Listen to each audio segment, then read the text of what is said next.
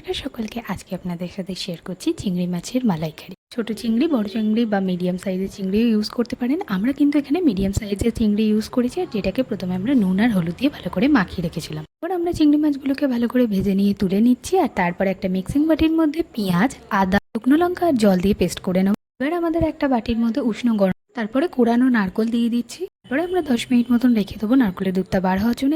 এরপর তেলের মধ্যে এলাচ, দারচিনি দিয়ে যে পেস্টটা করেছিলাম সেই পেস্টটা দিয়ে দিতে হবে। তারপরে নাড়াচাড়া করে দিয়ে দিতে হবে পরিমাণ মতো নুন আর হলুদ। এবার আমাদের 10 মিনিট হয়ে গেলে দেখুন নারকেলের দুধটা কিন্তু আমরা বার করে নিচ্ছি। এবার এই নারকেলের দুধটা কিছুটা আমরা নিয়ে নেবো মিক্সিং বাটিতে, আর সাথে নিয়ে দেবো কাজু, এটা আমরা পেস্ট করে নেবো। তারপরে এই মশলাটার মধ্যে আমরা দিয়ে দেবো পরিমাণ মতন চিনি, আর যে পেস্ট আমরা করেছিলাম সেই পেস্টটা দিয়ে ভালো করে নাড়াচাড়া করতে থাকতে হবে। আর তারপরে অল্প অল্প নারকেলের দুধ নিয়ে মশলাটার সাথে ভালো করে নাড়াচাড়া করে নিতে হবে। আর তারপরে যখন দেখবেন ফুটতে থাকছে তখন আমরা দিয়ে দেবো ভেজে রাখা চিংড়ি মাছগুলো। এখানে বলে দিই, চিংড়ি মাছগুলোকে কিন্তু আমরা একটু বেশি ভেজেছিলাম, আপনারা চাইলে কমও ভাজতে পারেন। এবার এরপরে আমরা চাপা দিয়ে রেখে দেবো প্রায় 10 মিনিটের জন্য। আর তারপরে গরম মশলা দিয়ে নাড়াচাড়া করে নামানোর আগে ঘি ছড়িয়ে সার্ভ করে ফেলুন। আর রেসিপিটা ভালো লাগলে সাবস্ক্রাইব করে দেবেন।